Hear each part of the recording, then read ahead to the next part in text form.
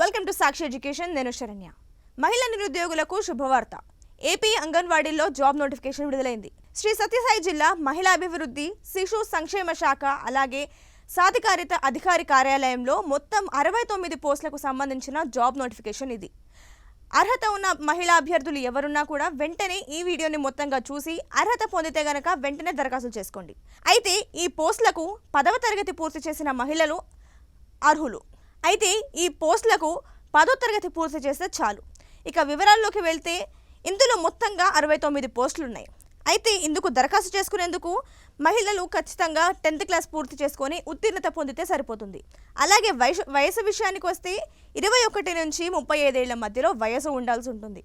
అలాగే మహిళలు సంబంధిత గ్రామం లేదా వార్డుకి చెందిన వారై ఉండాలి. అలాగే ఇక్కడ దరఖాస్తు విషయానికి వస్తే గనక సంబంధిత ICDS ప్రాజెక్ట్ ఆఫీస్లో మీ అప్లికేషన్ ఫామ్ని సబ్మిట్ చేయాల్సి ఉంటుంది.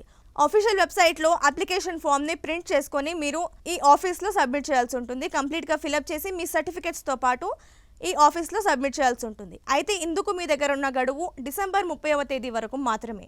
ఇక మీరు ఎంపికైతే గనక ఇక్కడ పోస్టుల పరంగా చూసుకుంటే అంగన్వాడీలో కార్యకర్తకైతే 11,500 వరకు నెల వేతనం అందుతుంది. అలాగే అంగన్వాడీ హెల్పర్కి అయితే నెలకు 7,000 వరకు వేతనం అందుతుంది. సో ఇది ఏపీ అంగన్వాడీలో ఉన్న ఖాళీలకు సంబంధించిన జాబ్ నోటిఫికేషన్ వివరాలు.